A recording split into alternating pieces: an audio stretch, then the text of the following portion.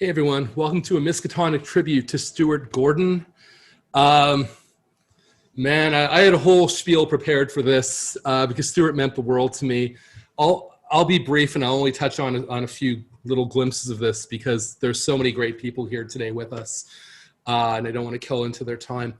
But when I want to say I was 13 when I first saw Reanimator, and being a Montrealer, I saw the censored Canadian version. Because in Canada, all of Canada, it was censored beyond recognition.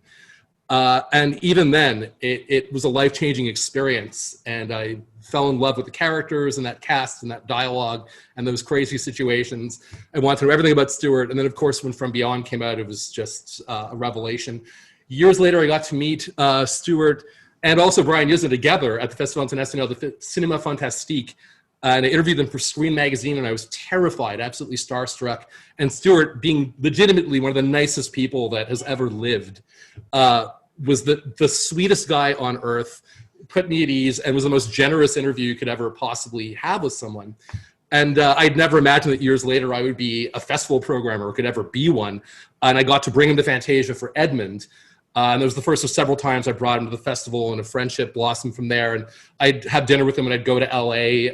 And even one time he brought me to his home, and I had dinner with him and Carolyn, and just the sweetest guy. And I never imagined that that there would be, in any near time, a world without him in it. And it's just heartbreaking. And I don't want to go into half of what I'm just going to go right to this panel because everybody is here, and I've been fortunate to get to know Barbara and Jeff and so many of his staple group, and of course Brian, Dennis, and Stephanie Trepanier from Miskatonic put together this panel with Graham Skipper today in tribute for truly one of the greatest people of modern genre, the nicest, one of the most brilliant and boldest, and most radical filmmakers. And yeah, without further ado, I'm all depressed right now, but this is going to be a celebration. It's going to be beautiful. Please give it up for tonight's master of ceremonies, Graham Skipper. Who will hello, camera? Mitch. There you are, Graham. Hello. I'm here. Yes. Thank you so much. Yeah, echoing everything you said, we were all very lucky to have Stuart in our lives, and today is going to be a celebration of his life and his career and his legacy. From some of the people that really knew him best. I'm honored to be here and was honored to be asked. I'm for those of you who don't know me, I'm Graham Skipper. I'm the co-director of the LA branch of Miskatonic University, and I had the incredible honor of getting to play Herbert West in Stuart's stage production of Reanimator the musical, and it totally changed the course of my career. And so it's no exaggeration to say that. Stuart, I owe my career to Stuart, as a lot of people do. We don't have much time, and we have a lot of amazing people here that we want to hear from. So without further ado, I'd like to introduce our panelists. These people need no introduction. First, we have actress and producer Barbara Crampton. Well, hello. Welcome. I'm so happy to be here with you all. And I have to say, too, Graham, that Stuart gave me my career. I definitely wouldn't be sitting here with you all and talking about Stuart and the man who meant so much to me in my career and my life and really taught me so much about acting, being directed by him in so many films. So I'm just happy to be here with you all, and thank you for inviting me. Well, thank you for being here. Next up, we have the original Herbert West and actor extraordinaire, Mr. Jeffrey Combs. Jeffrey, welcome. Oh, and unmute yourself as well, so we can hear your mellifluous voice. Well, there we are. There we are. I didn't realize I had to do both, but I just want to echo what Barbara said. Stuart, I miss him dearly. Sweet man, a dear friend of mine, and booster rocket for my career, and that's for sure. I can't imagine what trajectory I would have had without him picking me out of the herd like he did. Yes, and to round out this Reanimator trio, please welcome Mr. Bruce Abbott. Bruce, welcome. Hello, everyone. Hey. Welcome. Thank you for Um, joining us. I don't have anything to echo. I would just echo what Barbara and Jeff said. He was just, I'm here for him. Basically, I'm lovely to see all of you, but I wouldn't miss this opportunity to sing his praises. He was such a lovely person and such a great person to work with. He created the most comfortable atmosphere an actor could ever hope to work under. So glad to be here. Coming up next, we have Stuart's longtime producing partner. Please welcome Brian Usna. Hello, Hi, Brian. glad to be here. Hi, everybody. I'm so happy to be included. It seems like forever that I met Stuart in Chicago over the Thanksgiving holiday. I certainly had the best times of my professional work working with Stuart and Dennis, and of course I've worked with all of the great actors up here. I think I've worked with most everybody, but it sure was. I think Stuart and I had a lot of different. We came to things from a different angle, and I always thought that he was right on when he said we brought out the worst in each other. Yet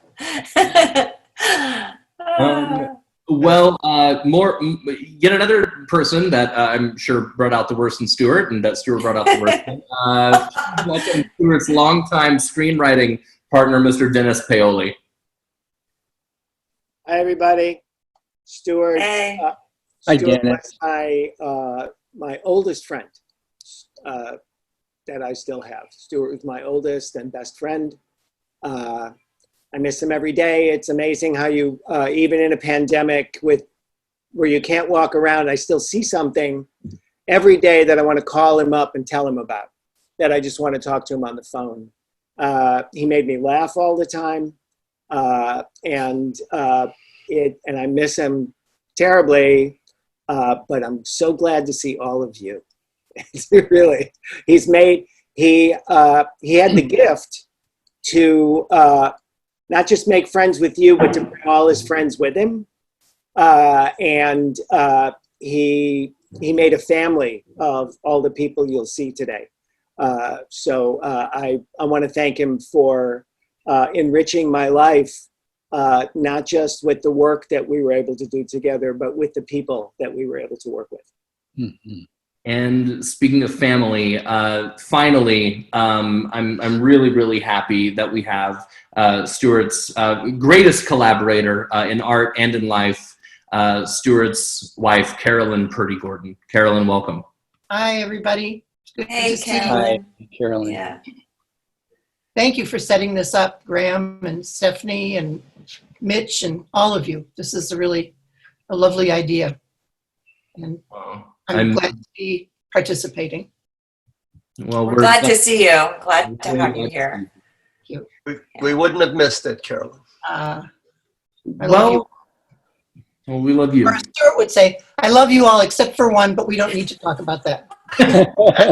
He'd always make a joke, wouldn't he? He would say something endearing and then he'd make a joke and we'd all laugh. Yeah. Yes, indeed.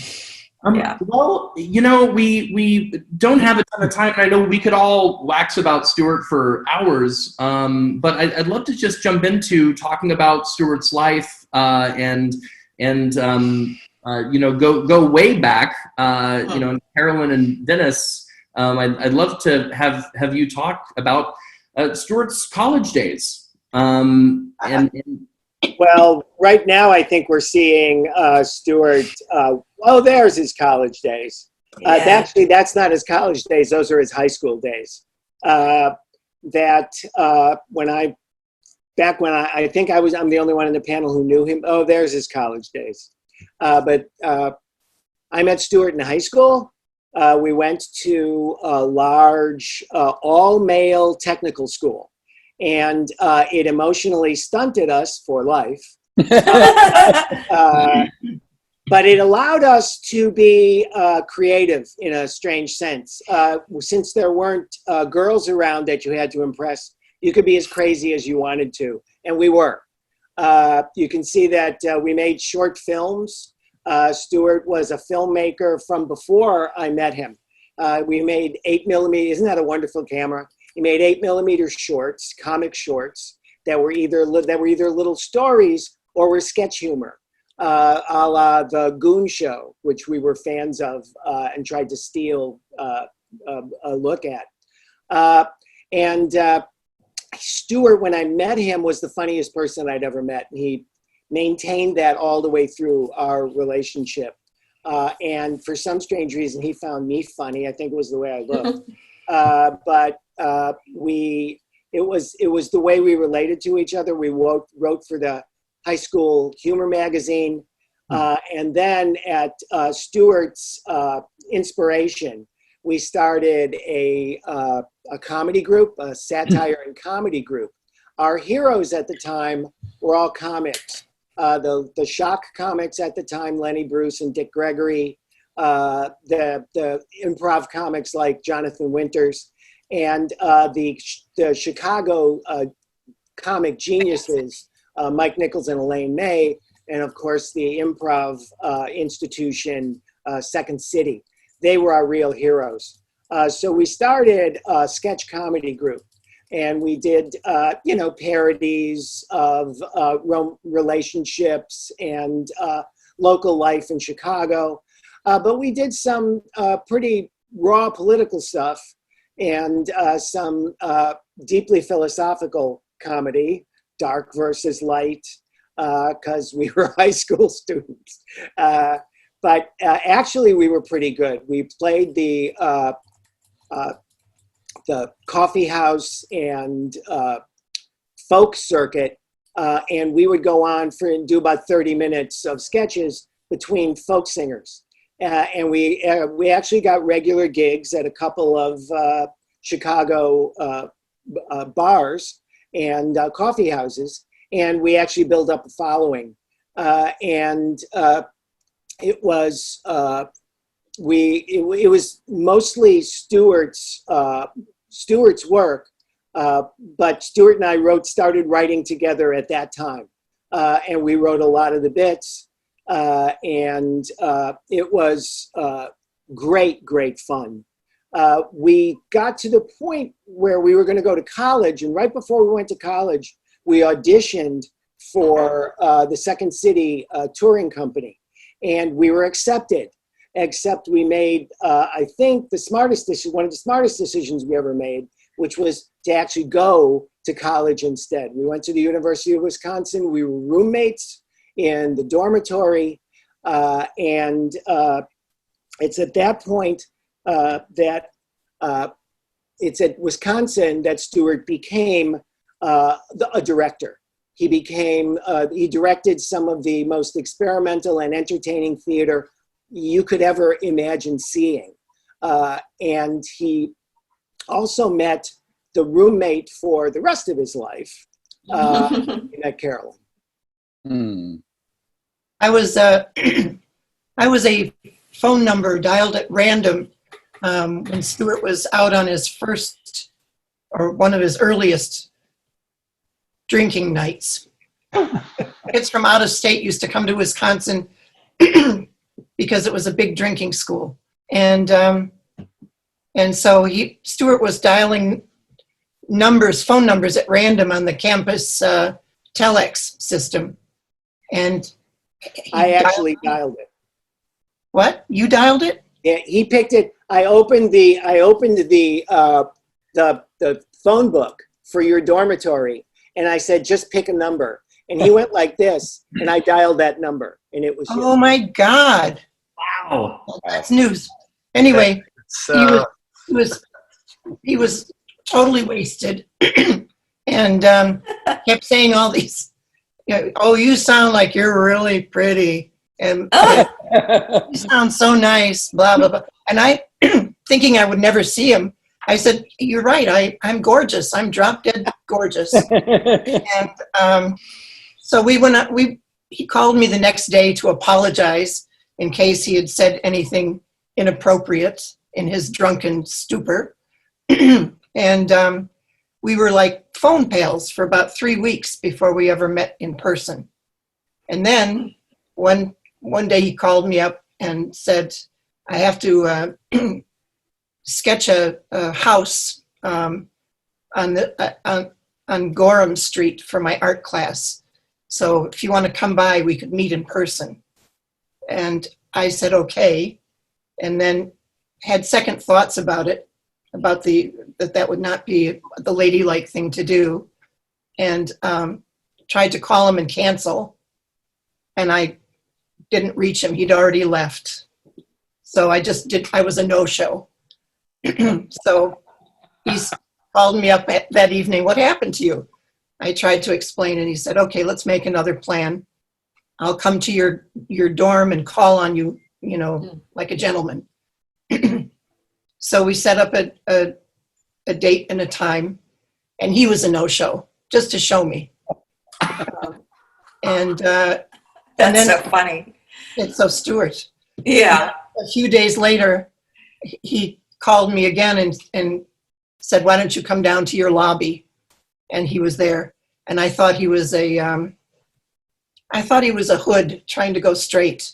He had on boots and a leather jacket with lots of zippers and studs on it. And he had sideburns, which no boy that I ever had dated wore. And I thought I decided I was going to take him under my wing, help him through the university system. Boy, was I wrong. Oh, yeah. What an amazing story. Cute for me and Yeah. Stuart. That's The chance of that is so Yeah. mind-boggling. It's I know. pretty cosmic. It's pretty cosmic. The chance of me taking Stuart under my wing and Well, oh my gosh. That never, I could see having worked with him. That doesn't No, that would happen. never play. Yeah. She was going to be a nurse. And I she became an actor. So actually, whose wing was Yeah. whose wing was working? And she appeared in some of his shows. She danced in the famous dance scene in Peter Pan. Well, I was hoping that we could talk.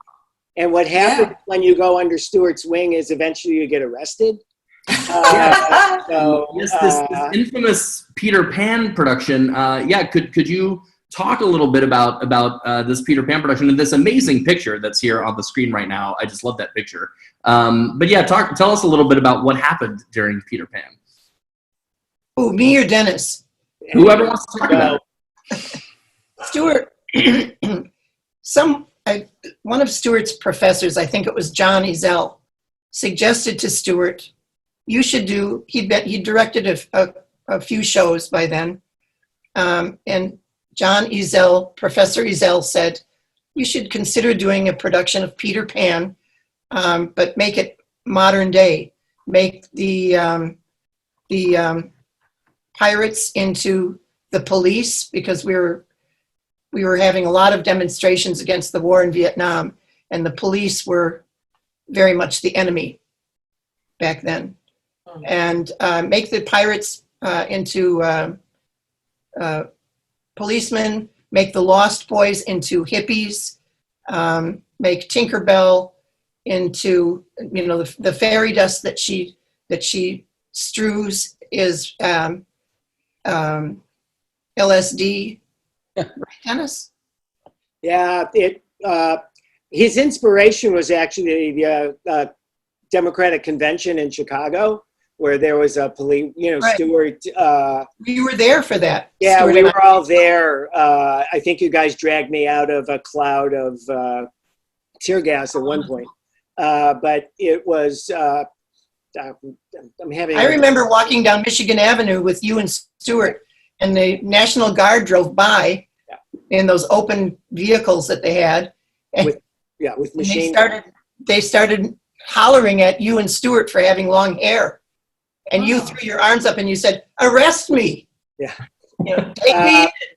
So inspired by that, Stuart took the advice of the this professor.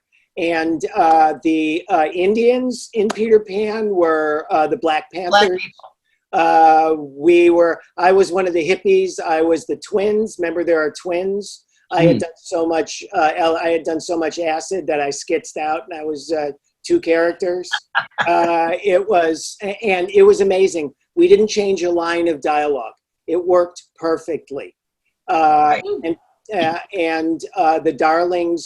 Darling family was a suburban family, and all the kids did LSD, and we flew. It was Stuart's idea that the flying scene to Never Never Land would be I think it was about a 10-minute dance sequence to In-A-Gadda-Da-Vida. Anybody remember In-A-Gadda-Da-Vida? In-A-Gadda-Da-Vida. Yeah. So we did. So there was a light show. There was 10 minutes of In-A-Gadda-Da-Vida, and there were 6 nude dancing girls. Actually, there were 9 of us. 9, excuse me. Well, and it dwindled down. I was only looking at 6 of you. That's all I could take in. And the effect was the idea was this was the entrance into innocence. Well, that's not what the university or the local constabulary, that's not the idea that they got. So they busted us right away. They closed up the theater. Remember, Carolyn, we went to the theater and they had locked it? They had locked us They out. locked it and they turned off the power. We had to use flashlights to get our stuff out of there. I have a question. Was Peter Pan like Tim Leary or something? No, Peter Pan was a hippie. He was the head hippie. It was Frank Hilgenberg, who also just passed away, who ran a theater in Orlando for a number of years. He also just passed away. Yeah. That just happened. And then, so we grabbed all our stuff and we commandeered a classroom, and we did it on the stage of a classroom. It was a lecture hall. It was a lecture Eaton hall. Commerce. Yeah. And they had guys standing off just off stage with blankets to wrap up the dancers in case we had to make a run for it. Which we did. And there were police in the audience that gave an account, and one of them made a complaint. So they couldn't find, the only ones of us they could find were Stuart and Carolyn. So they arrested you guys. Wow. Yeah, but the guy that made the complaint against us, he wasn't a policeman. He was sort of a local kook who turned out had a record of child molestation himself. And so he turned out to be an unreliable witness, and they withdrew the charges. Wow. That's ultimately how Roger Mott, M-O-T-T, was his name. So, Look at that. so at this point, there was nothing left for them to do. So I think this is when you went to Chicago, right? Well, first they got married. Because I remember their wedding very well. I mean, as well as you can remember, considering what we were on. But it was great. Well, let's talking about all of you as renegade theater artists. Let's fast forward to Chicago and the founding of the Organic Theater. And one thing that obviously everybody knows Stuart from his work in horror and in film, but a lot of people don't know that he was quite the gonzo theater icon in Chicago for a number of years. So could you talk about the Organic Theater and Brian, please also chime in. This is, I know, about the time you met Stuart. So I'd love to hear about what the Organic Theater did and some of the amazing collaborators and shows that you had. Well, just look at the slide. That's Joe Mantegna next to Dennis Franz, there's Carolyn, there's Richard Fire, there's Stuart, there's Richard Fire next to Stuart, who wrote Henry the Serial Killer. Henry the Serial Killer's best friend is down in the corner. That's Tommy Tolles. Around his neck is the arm of Ina Jaffe, who's an NPR reporter. Jack Wallace is in there, Ian Williams. These are some of the, these were some of the actors of their generation. And Meshack, don't forget Meshack. Meshack, yeah, that's Meshack Taylor. These are some of the actors of their generation were in this theater, and I didn't work with them until half a decade later. But I would go to Chicago all the time to see my family, but I would always go see Stewart and go to see their shows. And it was brilliant narrative theater. Stewart was a storyteller on the stage as well as on the screen. Some of these, Warp he would often tell me about, and he talked a lot about a show called Bloody Bess, which was a very violent pirate adventure. We almost made that into a movie, but never got it off the ground. Always. Anyway, Well, the Organic Theater Company did some really incredible work, and so I really encourage everybody to look more into it. The Wonderful Ice Cream Suit, which he worked on with Ray Bradbury, I believe, and of course later became one of my favorite of his films personally. And here, he did the world premiere of Sexual Perversity in Chicago by David Mamet.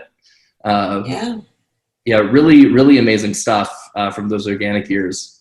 And Brian, it was about this time that you walked into Stewart's life. Could you talk a little bit? Actually, I didn't until I think 1983.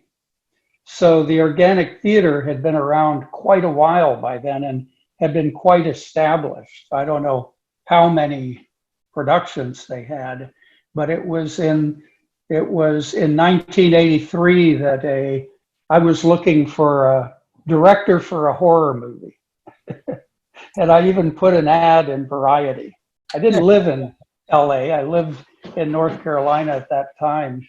And everybody knows, Brian, that if you want a director, just put an ad in. Put an ad. I lived in North Carolina, and I was shooting a movie there just because I ended up with a Bolex camera, and I got into it. But at that time, you couldn't get anybody to even show up when you were going to shoot. It was nobody was very committed. But after I did it, we finished it. I thought, man, I really want to do this professionally, but I should find somebody who knows how to direct and stuff like that. I had no idea. Did he answer your ad then? No. No. Oh, okay. No, nothing like that. Okay. I didn't even know what the, I remember when we started shooting the first thing in North Carolina, I asked my friend who had gone to college and learned some. I said, well, I know the director yells action, but what does the producer do? And he said, well, the producer's the boss and he makes the most money. And I thought, well, gee, I like being the boss and I like making the most. I think I'll be the producer. I had no idea. I read books. and read about contracts and about how you do it. Of course, all the books were way out of date because they always are. But then I started going out to LA, and to go out to LA, I put an ad in Variety, Weekly Variety. It was only about that big. I got hundreds of written replies. Just imagine. And so I came out for days at a time and just would meet 6 people a day. And through that, I met Bob Greenberg. And Bob Greenberg's the one who started taking me to movie sets and onto lots and kind of explaining to me how the independent scene worked. And I met a lot of people at that time that I still know. And at one point, Bob said, you've got to meet this guy I know in Chicago named Stuart Gordon. I think you guys will really get along. And this was in the fall of '83. Yeah. I had already been working with Charlie Band by then, but I could tell nothing was going to happen out of that, except that I was going to spend my money. And I think, oh, Bob was from Chicago. Okay. So I'm not sure how well he knew him. He knew him well. Knew I him think. pretty well. I never figured that out. But anyway, it was I think '83, the Thanksgiving holiday. My wife and I went to Chicago, and it was cold as hell. Oh my God, it was cold. and we hadn't moved to LA yet. I was just sort of coming out to LA, and I went to see a play that was successful. It wasn't at the Organic, but it was called ER, and it's not. And actually, Stuart went out to LA at one point, if I'm not mistaken, to work on a TV pilot for TV it. version. Yes, that was. It wasn't that was the ER. Pardon? ER was an organic production. Yeah, and Yeah, it but wasn't, but when it wasn't the ER that went on to become a great hit, Exactly. but it was a recurring television show. It ran for Yeah. a couple of seasons with Elliot Yeah. Gould. Exactly. And so it had already been a success. So it wasn't the play wasn't put on, I think, at the actual Organic Theater. It had moved to another venue. And it seemed to be very established at that time. So That's true. first I went to see that, and it was a real production. And then I think the next night I went to see it was kind of a play in development called Assembly Line, if I'm not mistaken. And it was being developed in front of an audience. And it was about a factory. It was about a factory, and I forget what all, but when I saw that afterwards, Stuart stood in front of the audience and asked them what they thought with a little pad and pencil.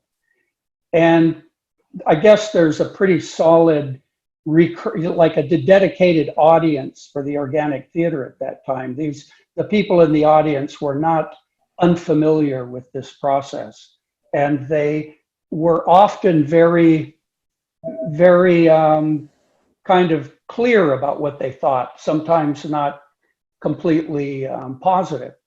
And what really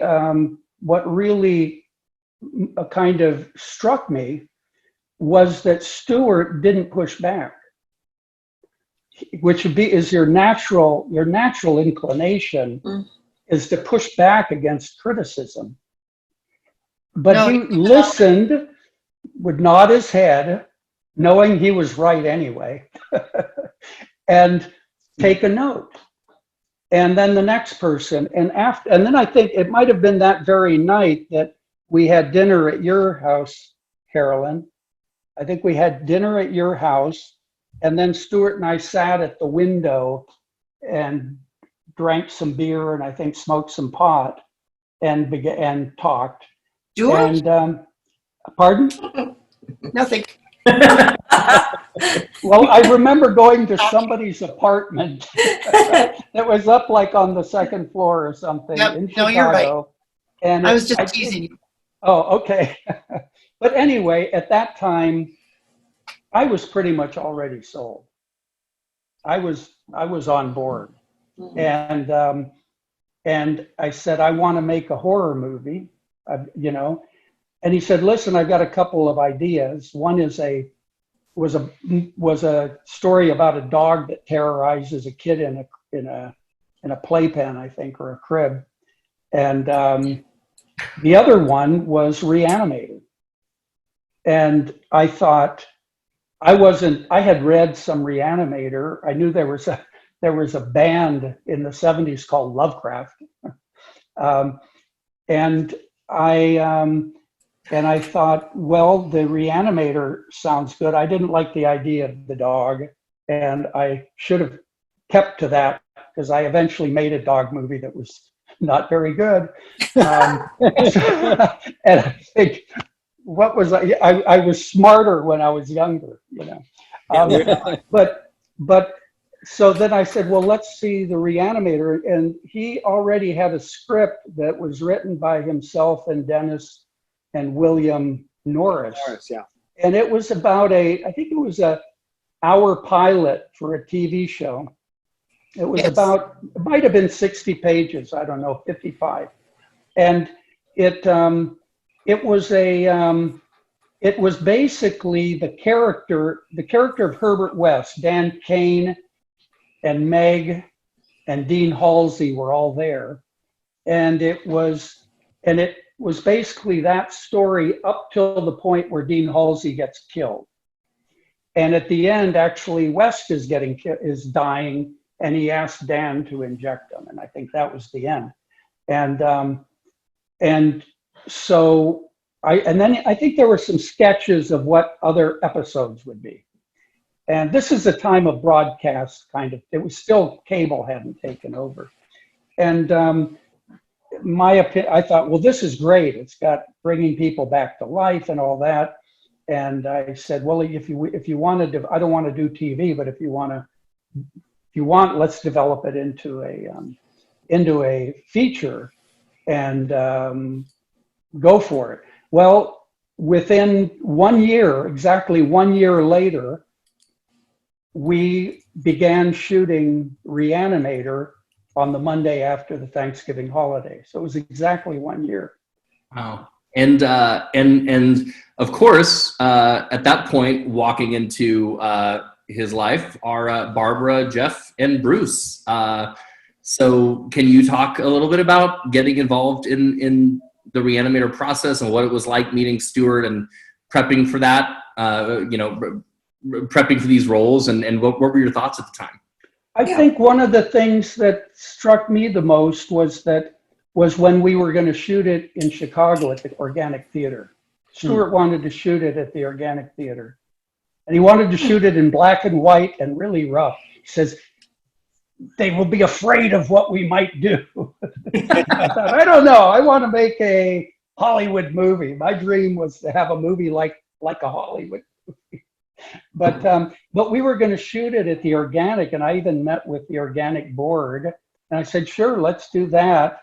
And we'll if they'll just give us the theater for a month to use as a stage, we would make that the sound stage. And they didn't want to do that. So that's when we decided to do it in LA, which I think was a very good thing, because we ended up getting just all these professional people to do it. And so you ended up with a movie that was, like a legitimate film. And I thought and I first did the casting process with Stuart when we were at the Organic. He had people come and read. We would sit together and people would come. And I had never seen that process before. Mm.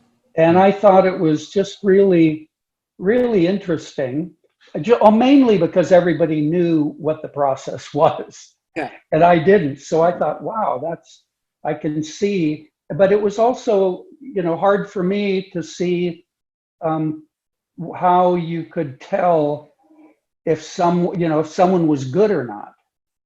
And I learned later, of course, that there's times when it's just like a no-brainer, one way or another.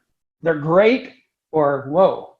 But it's in that middle point where you kind of, I guess, have to have a more, have a kind of a more developed palate or something and Stuart, of course, was so experienced with actors.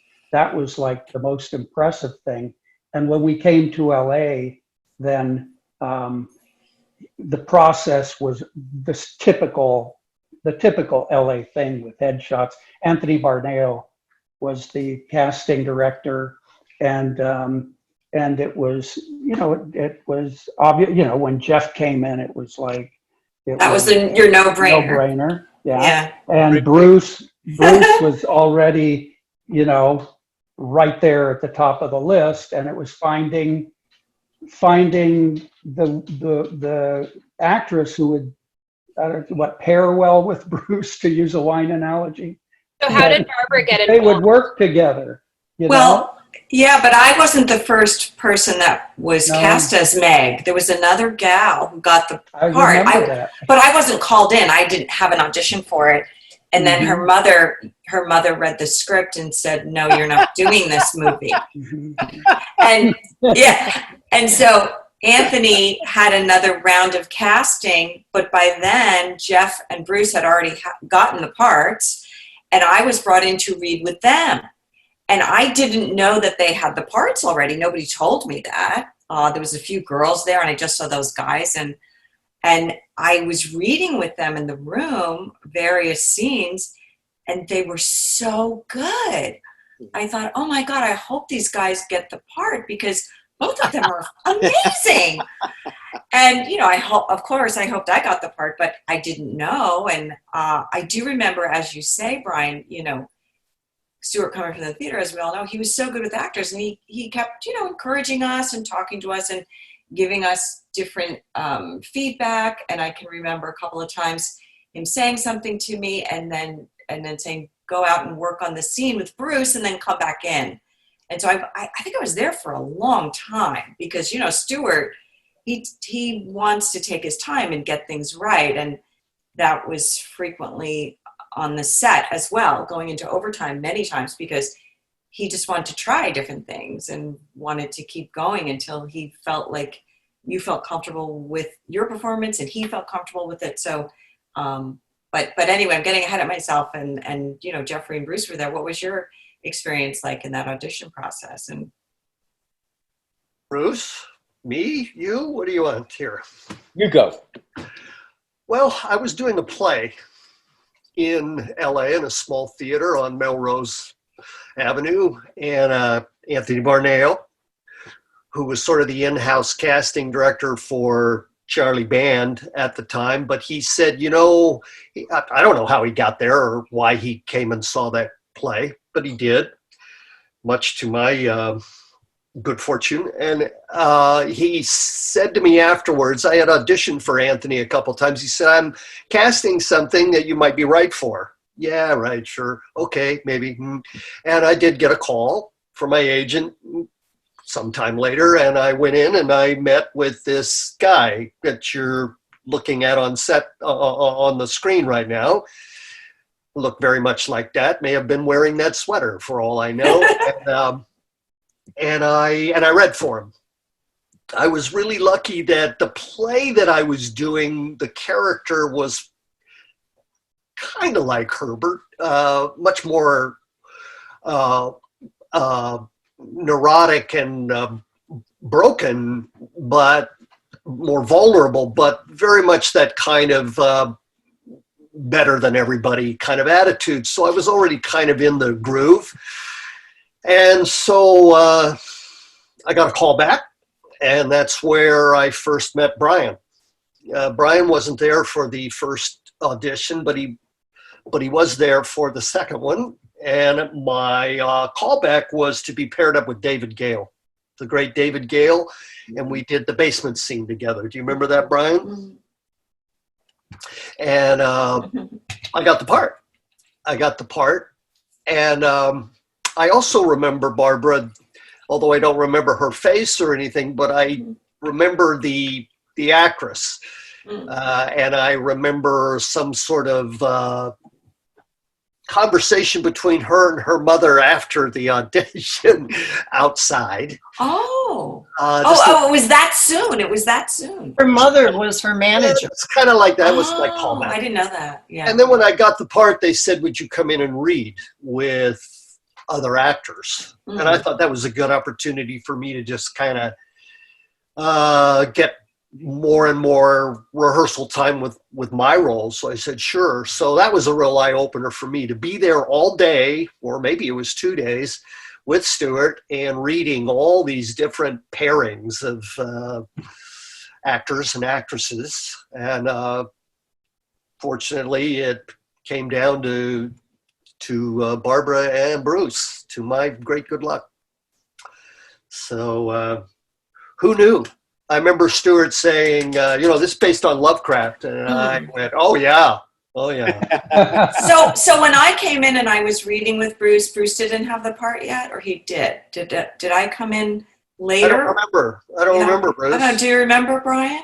I always, I don't ever remember I never remember Bruce being much not having the part. I just don't recall. Mm. But I do remember those days. It was at the church, the Methodist church on Highland and Yeah. Franklin. And I That think was we the had callback. That was the for 2 call. days and we ran full scenes, or Stuart ran full scenes. Yeah. Oh, yeah. Plugging people in. But I think my impression was that my impression was that it was finding someone who would work with, of course you have to find the best actor, but that Bruce was the one that we were trying to match up. And I think, was there another Herbert West doing it at that time, Jeff? Do you remember? Did I you don't do know. you I did heard- every scene, right? I don't remember doing every scene, but I do remember you saying recently, which was news to me, that until I came along, that Miguel Ferrer was your choice. Well, he was before you came along, he was on top of the list. Mm. Yes. Who knew? Yeah. Bruce, what's your memory of this? Where was Bruce? Well, very different from yours. That's funny. I don't know whether it was my agents that were not telling me what was going on. I remember, I think, going back 3 times, and I got sort of alternate news with every single audition. Was they liked me a lot. They liked you a lot in the beginning, and then they paired me up with somebody who wasn't Barbara, who it didn't work with, and they didn't like me so much then. And then somehow I came back again, and what I remember somehow was that, and Stuart's told me this before, it's such a funny thing, and I've thought a long time about like why he liked it so much, but he loved this reading of mine about my loan in the film. I'll lose my scholarship. Oh, yeah. I love it's with my my favorite father. line. Yeah. My favorite line. That's the first time that I've ever seen anybody kind of sold by one line, and I didn't know it, but I remember him being so pleased about the way I chose to take that moment. You know why? It was Bruce? very I think vulnerable. It was Yeah. very raw and scared and really sincere. Yeah, Dan has to be It's able my to. favorite. It's my favorite line, and he's arguing with the dean, and he has just seen Herbert West bring an animal back to life. Right. And what he's most worried about in the scene is his student loan. So Yeah. what's Yeah, the I mean, what's it the whole was- line? What was the exact line? Do you guys remember? And he said, the dean is going after him. Where you're gonna lose your housing. You're gonna lose your privileges. And your loan will be rescinded. Your loan will be rescinded. Yeah. I can't do the line, but in my Dan has to be a guy that you can pull the rug out from under, or he doesn't work as well in this film. So I think that really worked for Stuart. But I have to say also that not much of it worked for me until I met Barbara. That means so much to me. I already knew that I knew Jeff from afar because his and my theatrical paths crossed many times, although we never met. But I had mutual friends. We had mutual friends that really loved him, and I knew of some of his work, and so I knew that if Stuart was looking at Jeff, then I was probably okay. But Dan didn't really click for me romantically, didn't really have resonance with me until I saw Barbara's eyes, and we were together. And wow. Then it worked for me. Well, thank you. I'm glad that worked for you, because I'm sure that our chemistry, was what probably made Stuart approve of me for the part. Well, listen, Yeah. listen, Bruce. I have to say that without you, I would have been sort of more adrift, because I really needed the counterpoint of you, and I've always been forever grateful that you were there, because without it, I didn't have anything to play off of. You were like the anchor, Bruce, for all the craziness, Yeah, for well, sure. it was much more rewarding experience than I ever imagined reading the script. Likewise. It was. Yeah. It was so much fun. We just, yeah. But the big lesson out of all this, and one of the reasons, the foundation of why I think Reanimator became the success that it was right out of the box, because Stuart came from the theater. He understood the value of rehearsal. Oh, yeah. You're in film, you get the job, you negotiate, you sign the contract, whatever, and you show up and you solve problems right before you shoot. Mm-hmm. But Stuart would have none of that, and we would go to his apartment and rehearse these scenes. No, I thought it was my house. Wasn't it my house in my I remember living room? going to his Oakwood apartments. Oh, really? Okay. I also remember coming to my house and rehearsing in my living room. All of that was invaluable, because we got Yeah. to know each other as actors, and when the time came to shoot things, we had a lot of the problems solved. We did. The music was already kind of we know this tune. Yeah, absolutely. Invaluable. I think we should do more of that. I thought when we were rehearsing and then we shot the movie, and I felt like we were so prepared when we were in a scene.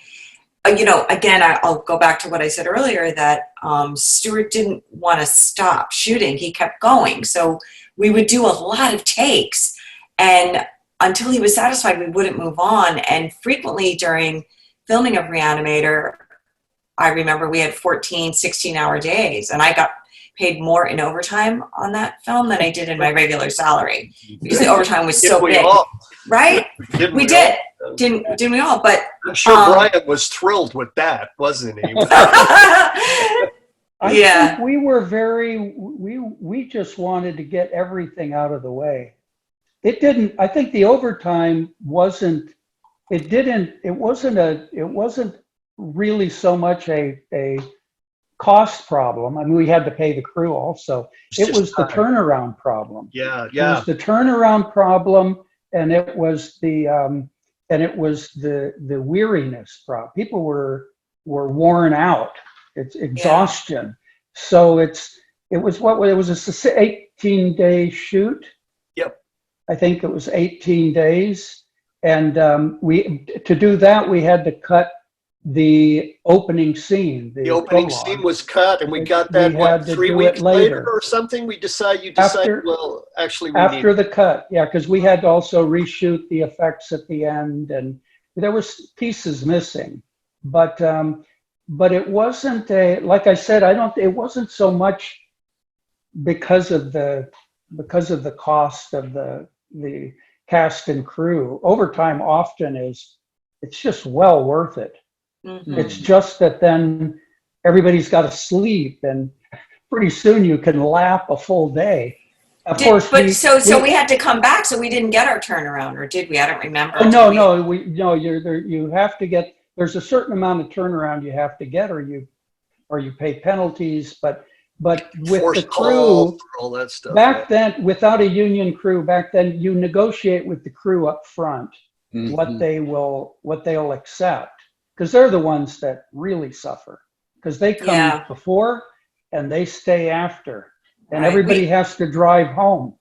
But luckily with this shoot, we were very worried about weather and the tightness of the schedule. So there's no shots that take place outside. Yeah, we finished right before the Christmas holiday, I think it was. I think it was the 23rd. Yeah, the 23rd. Carolyn, yes. I'm looking at this photo here for quite a while, and I just kind of noticed Stu's got a cigarette in his hand. Yeah, When did he stop smoking, or did he just do it when he was directing? he never really started, but he would occasionally bum cigarettes off of me because I was a smoker back then, or other crew people, and he would smoke, especially if there was no weed available. Well, I would bum cigarettes off of Bruce on this shoot. I can't tell if this is a joint or a cigarette that he's. Anyway, You know, Carolyn, I have a question for you. What was it like for you and Stuart, you know, sort of behind the scenes and at home right now, like during the production of Reanimator? This must have been just a totally crazy time, and I'm just sort of curious what what it was like for you and for him while all of this was going on. I wasn't out I wasn't out in LA for the entire shoot. I flew out to do my part, and that was only a couple of days. I was at home with the children. We had 2 daughters by then.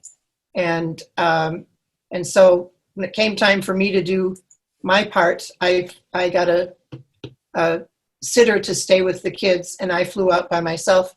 It was actually kind of fun because I don't recall it being particularly stressful.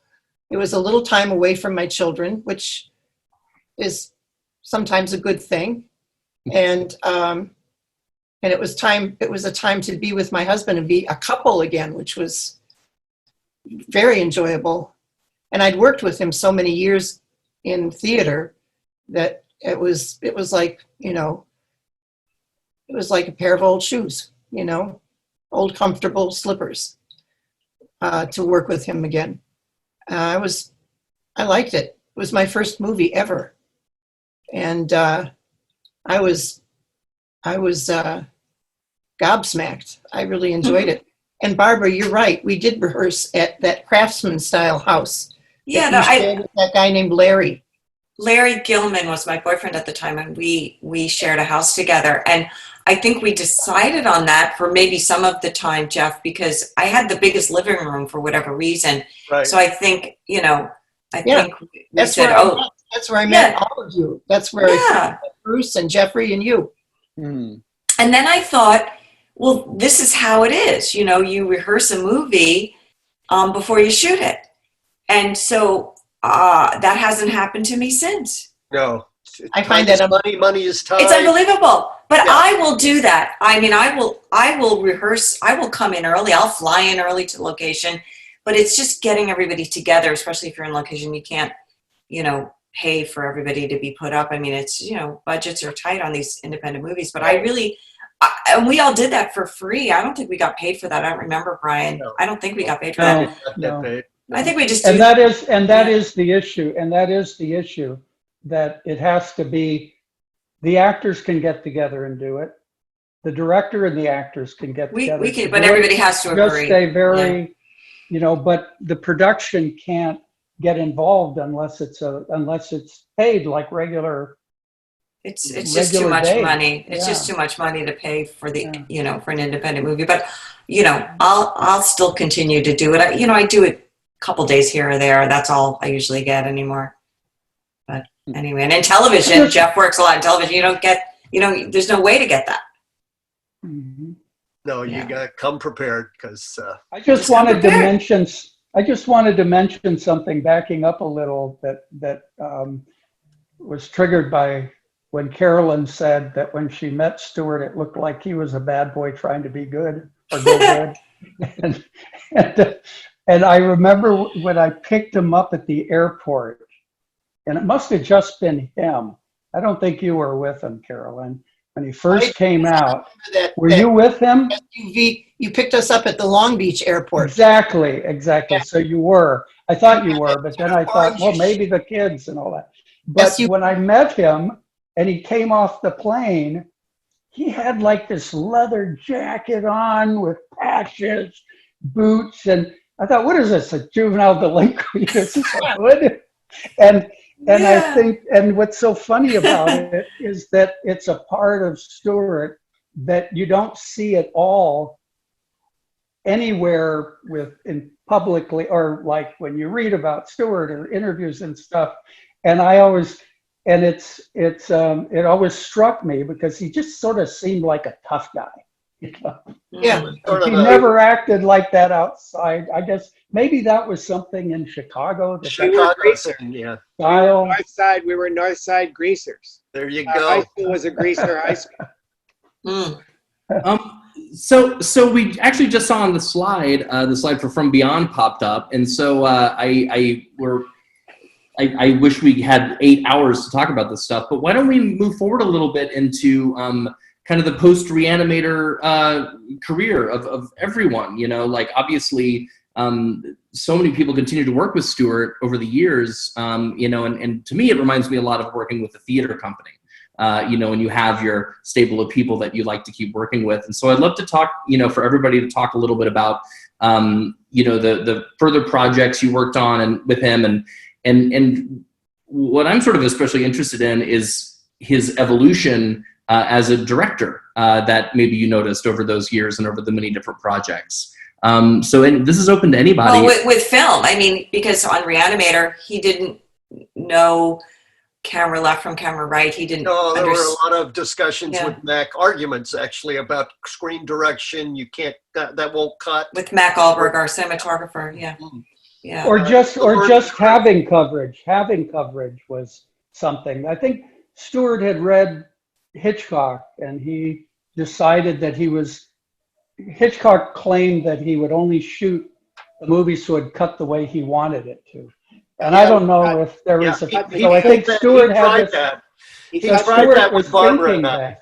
Yeah, and then you're kind of going, you know, just get coverage. And it was Mac that actually was the only one who could get him to see the sense in it. That Yeah. you just have to have coverage so that you can make a pace out of the movie. Your plan may not work.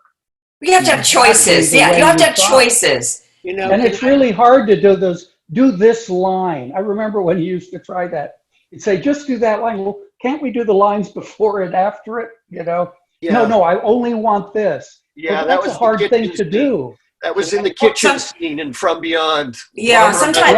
Yeah. we Yeah, can't do this. We can't. yeah.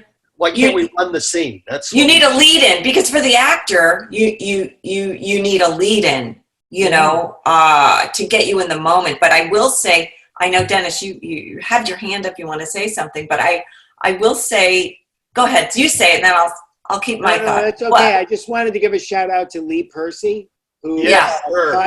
who cut Reanimator. Yes. Because he had to deal with that. I mean, it was a problem. For me, it was a problem. For example, in The Pit and the Pendulum, there were a couple of scenes where there wasn't enough coverage to cut it in the most dramatic possible way. So if you were Stewart's editor, you had a challenge.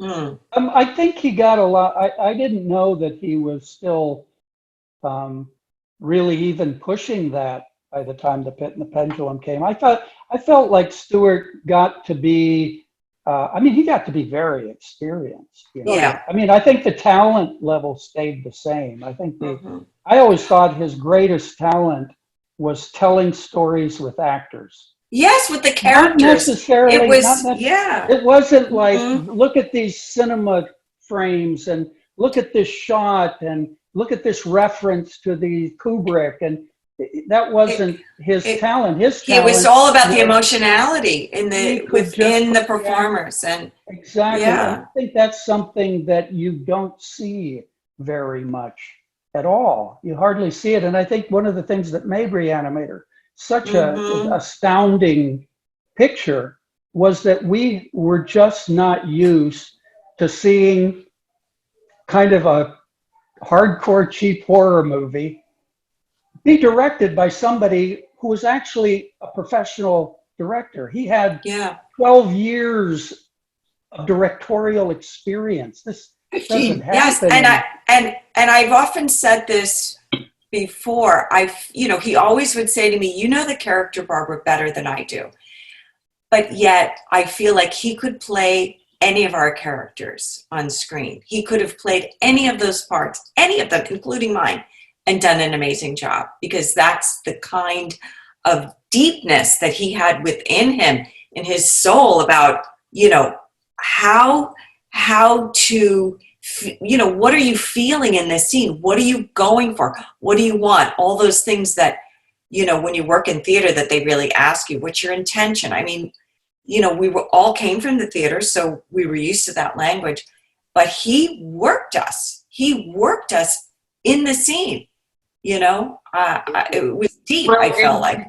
And to speak to that, I think, the reason why his films work so well, and in my opinion really stand so apart from a lot of the horror that you see, is that he really did care about the characters, and that's, what you definitely see in Reanimator and in all of his films, is that there is that care taken. And like you said, Jeff, I think it comes back to his experience in the theater and working with that stuff. He's also a storyteller. I mean, he's got a brilliant sense of story.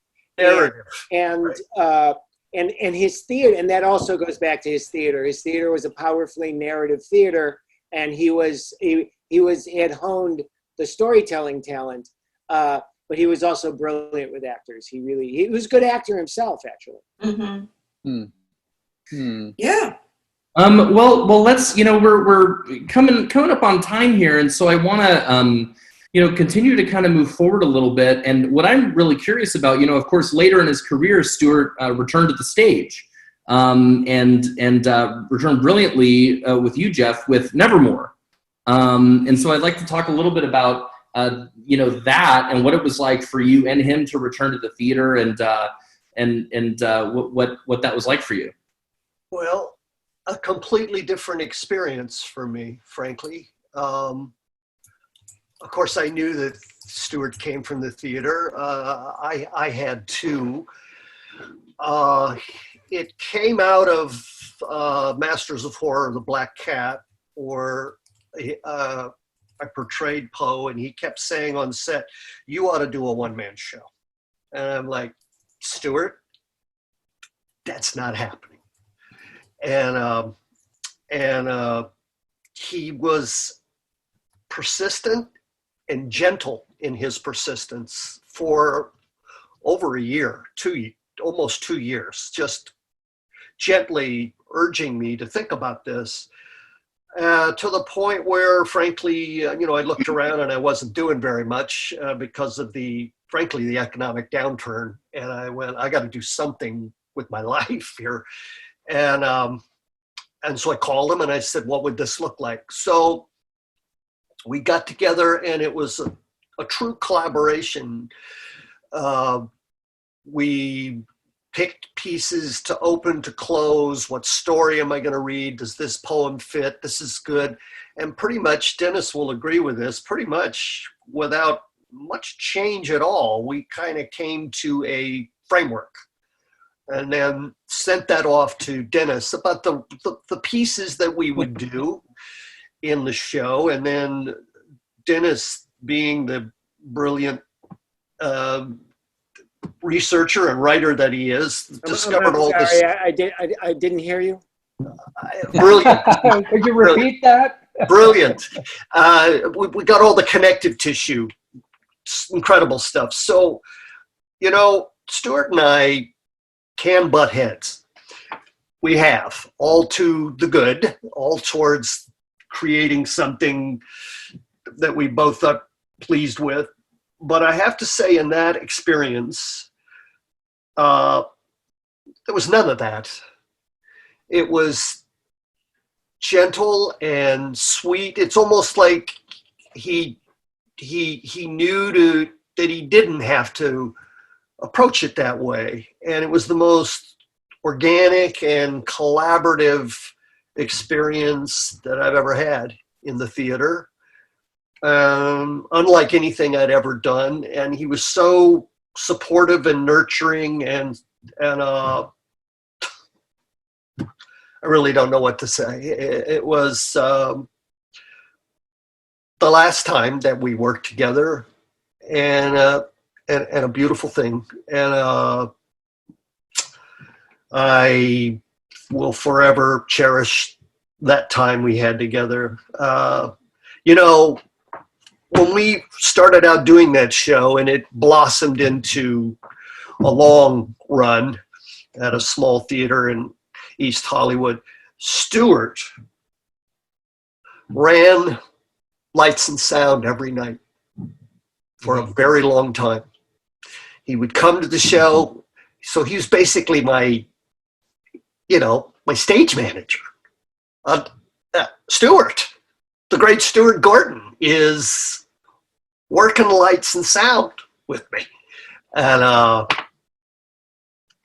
he must have enjoyed Always it. was at Organic Theater, Jeffrey. What's that? It was always that way at Organic when we were doing theater. He So, always, so for him, it was kind of like going home a little bit, wasn't it? I think it was, yes.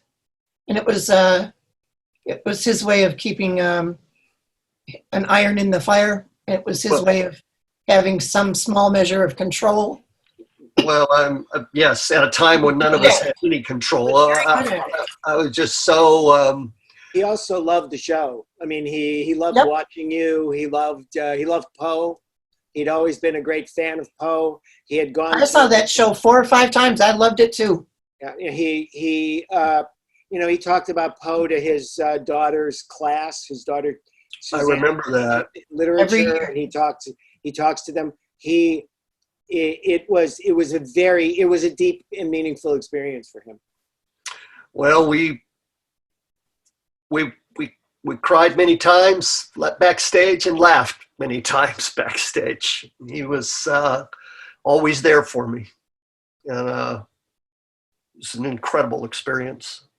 You got to see his deftness as a director As a a lot. stage director. Yeah, because what you see, this sort of rocket fueled Italian melodrama of Reanimator, and then this whisper of a presence but just the right presence tonally for a You director. didn't see his hand. So You beautiful. didn't see his directing Invisible. hand in that piece at all. Yeah, it was Because just he stunning. knew to kind of just let it be. Yeah.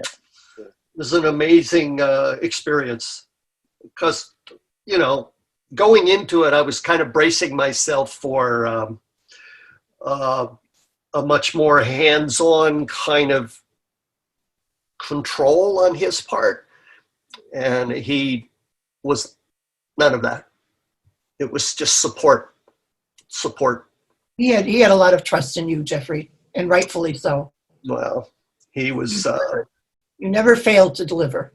well, I no one has been more loyal to me and more making me a part of his projects through his entire career. I think we talked one time and added it up. It was like 8 or 9 times we worked together.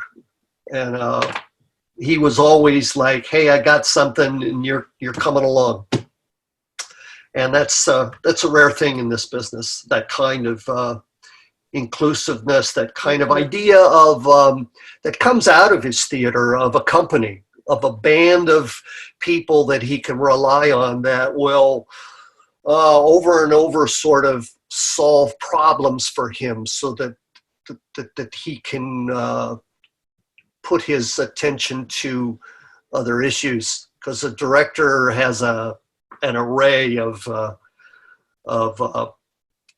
problems to solve. So I am forever grateful for his generosity and continued loyalty to me as an actor and as a friend.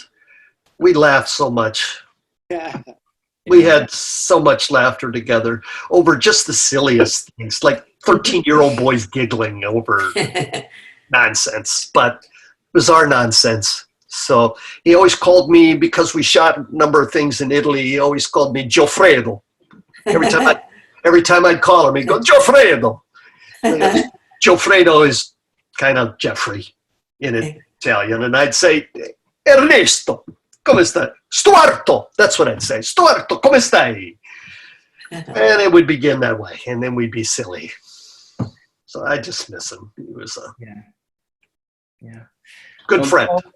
Well, I think, as we sort of begin to come to a close, what I'd love to ask everybody, and some of you have kind of touched on this a little bit, but, what are some of the things that you loved about Stuart that you wish people would have an appreciation of, that you want to make sure people know about him, open to everyone?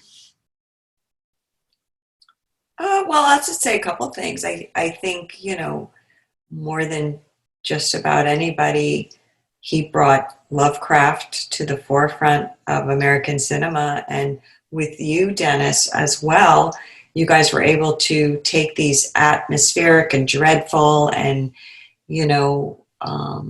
scary stories and give them more of a shape than Lovecraft had initially in his narrative. So I would say that is one thing. And as a performer, I would say I don't think anybody's pushed me as hard as he does. Actually, there's one person I worked recently with, this gal that some of you may be aware of, Gigi Sal Guerrero, and she's really a powerhouse director, originally from Mexico. And I worked with her, and I told her a few times, I said, working with you reminds me of working with Stuart, because he was like, like on the sidelines with you when you were working, and he was just push you in to wherever you needed to go emotionally. And he was just so there with you. And I just felt his presence in my characters so much of what he wanted in my performance and in the piece. I felt like I was channeling his energy. So, and I loved that. I loved going to the place that he wanted me to go. And there's not many people that I feel like have done that for me. And I like working that way. So I really appreciated that about him and pushing me and pushing all of us in our performances. He also pushed me as a writer. I mean, the idea was, go all the way, and go all the way all the time. And, if we didn't get to the point where somebody would read the script and go, oh no, you can't do that. If we didn't get there, then we had failed. We had to go past the line to know where the line was. So it was freeing to work with Stuart. It was liberating, and he helped me be a larger person than I was when he met me. I would say that look, we all know, everyone sees Stuart's movies and they can shock you and they can disturb you, maybe. They can certainly make you think. But I don't want to have lost the fact what a sweet man he was. Mm-hmm. Despite all of that ferociousness, he was a dear, dear soul with a good, good heart, devoted to his family and his daughters, his wife. He adored them all deeply. And he had many conversations about missing our families together. And he had a spirituality about him that he kept, pretty private. But he was a good and decent and loving man with a heart of gold. Yeah. I don't think I could put it better myself. That's very, I have one thing to offer. I agree with everything that you said, Jeffrey, and those are such kind words. I think if there's one thing that people might want to know about Stuart that they don't know, it's that all his life, since I knew him, he was very squeamish, and real blood would make him get weak in the knees, and he'd have to sit down and put his head between his legs. I remember one time our dog stepped on a little tiny shard of glass, and he was tracking a bloody little footprint wherever he walked, and Stewart almost fainted. So for the guy that made horror movies, it just seemed kind of odd. He was purging his fears, facing his fears and dealing with them that way, you know? Yeah, well, if he created the blood, he was okay. Yeah. Anything else, and he got weak in the knees. I think it's an endearing trait. Yes.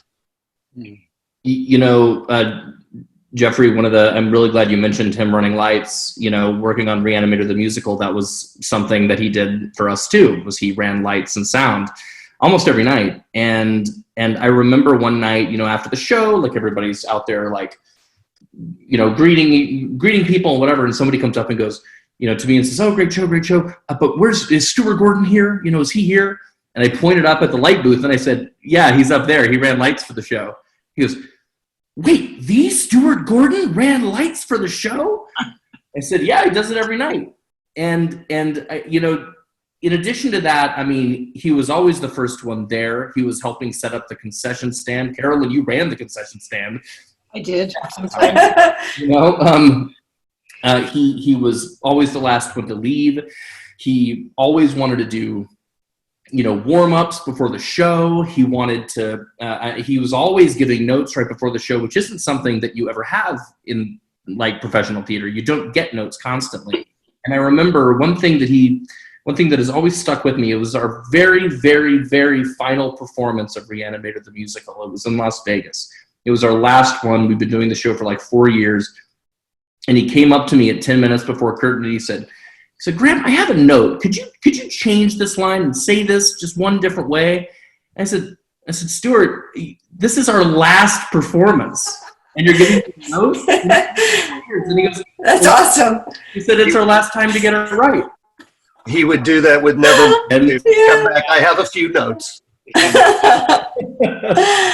Oh my God. I just love that idea of like, yeah, okay, always get better. Always. Yeah. There's always room for a little improvement. Yeah. I know. Bless him. So we have a couple of questions here from the people watching. We just have a couple, but you know, one of the questions is, what's the funniest Stuart moment or conversation that you've had? And anybody remember a particularly funny moment or conversation you want to share? I have I don't know that it's the funniest thing that ever happened to us, but I remember one night when we were doing theater in Chicago, and we were doing Warp, and the performance was sold out, and Stuart, as was his habit, was skulking around the lobby, trying to get the last people in the door and seated and so forth. And some woman came running in and said, "And I want to buy a ticket." And the house manager said, "I'm sorry, we're sold out." And she says, "You have to let me in. I'm a good friend of Stuart Gordon's." At which point Stuart said, "Right this way."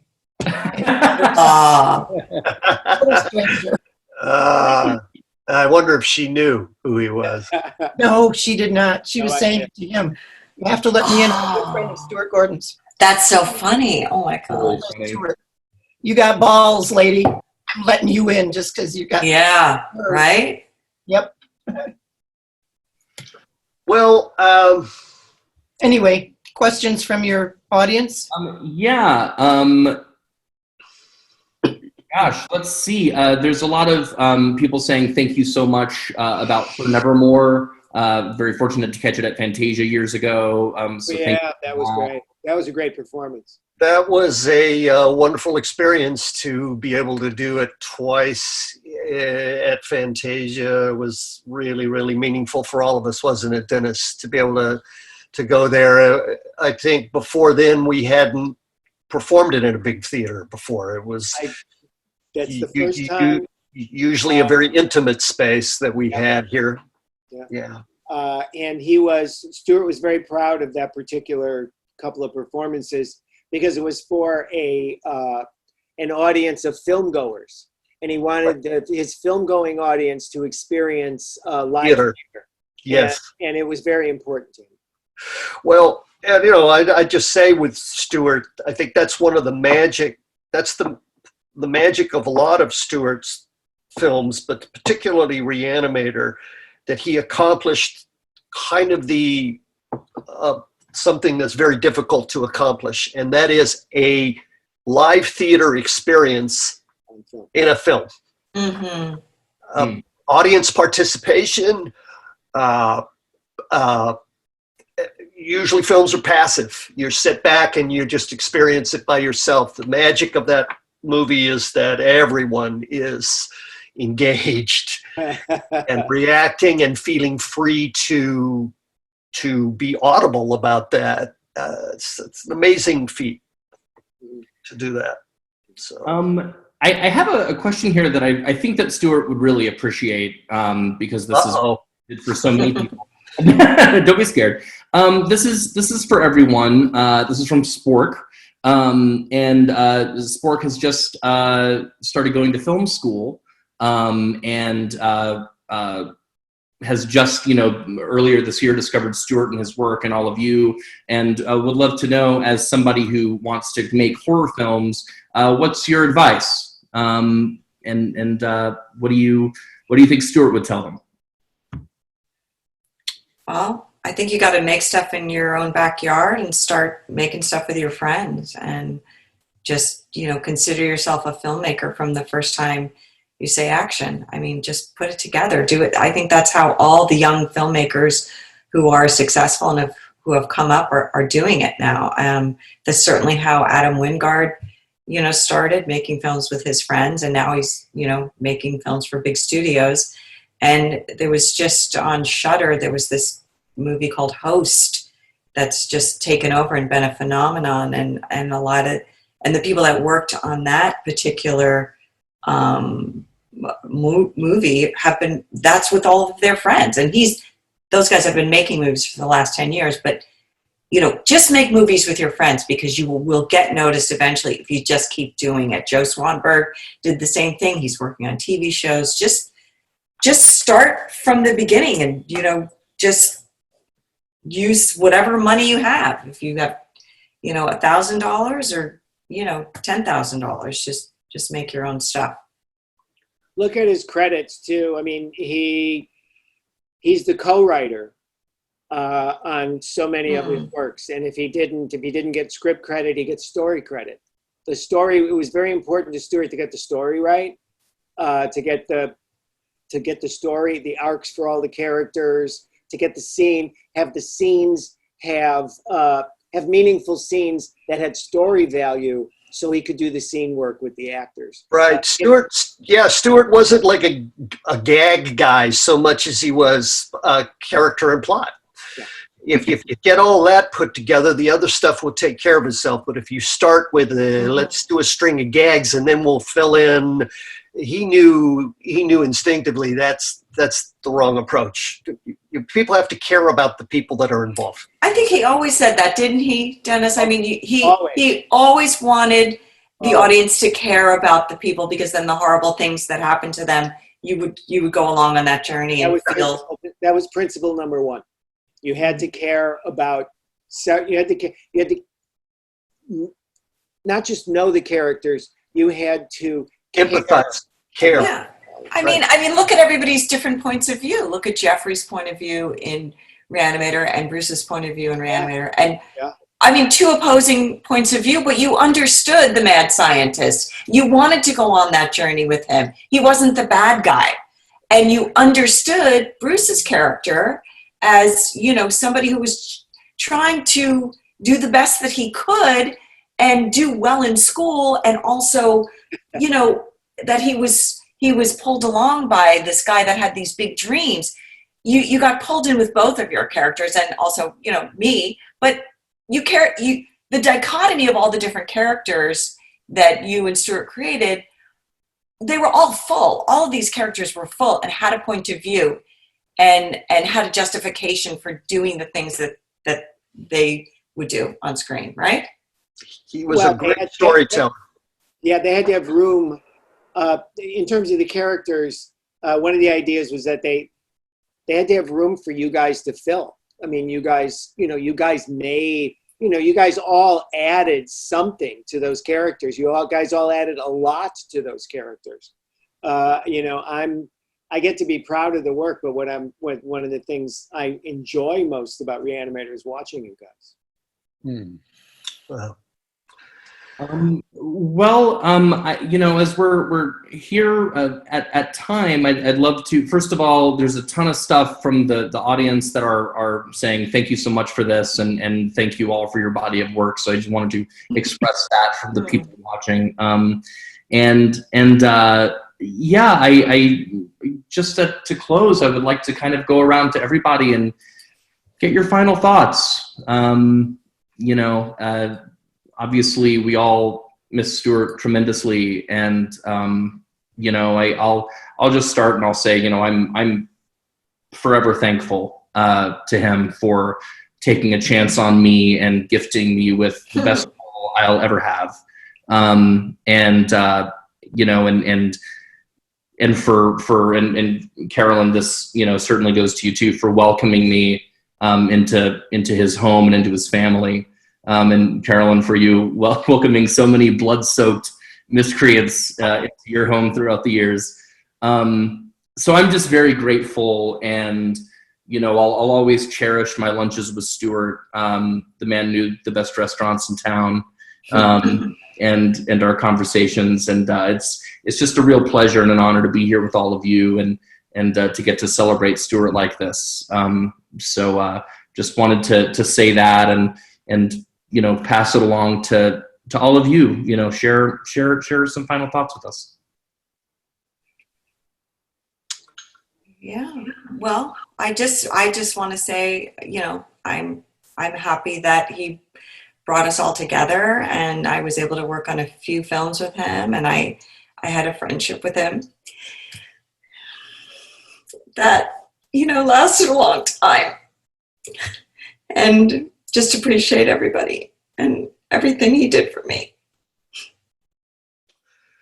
I'm right with you, Barbara. I can't imagine what my life would have been like without him, and I miss him every day, and think of him, and mostly I think of the laughter. He was a sweet, sweet man and had a great sense of humor. It was so silly, but you just got to hang on to the good things. That's all you have. That's all you have.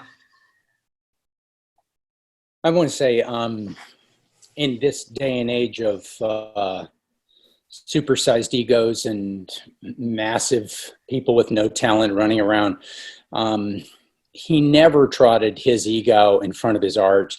He was never anything but so kind and humble. He always listened. He'd always do another take. There was always such a human being there, first and foremost. And it's a really rare thing to see. It's increasingly infrequent. Do you meet somebody that doesn't have this huge ego running around with them? And I got the opposite from him. Just so humble, so sweet. It was a great treat to get to work with him. Here. Yeah. Well, he was certainly one of the greatest people to work with. I'm sure everybody feels that way. It's been a lot of fun to be here and listen to all the stories. I just wish that Stuart was in one of these boxes, and it would all be complete. Yes. Well, I want to get together in private with all of you and do this another way. Yeah. Right. Let's do that. What a concept, right? Yeah. I mean, it's lovely to share it with people, and it's just great to tell people about him. But I want to do it with all of you in person. So I'm going to say that in public. Okay. Yeah. Let's have another. When we can be in person. I think it's the pandemic has, Carolyn had some thoughts about doing something, and we just haven't been able to. A memorial once we can gather in groups larger than 10 people. Yeah. I just want to say, Stuart took me and then our daughters on the most wild, crazy, joyful ride through life that you could ever imagine. And I miss him. Hmm. I know you guys do too. Give my love to the girls, Carolyn. Yeah. Yeah, all of our love. Yeah.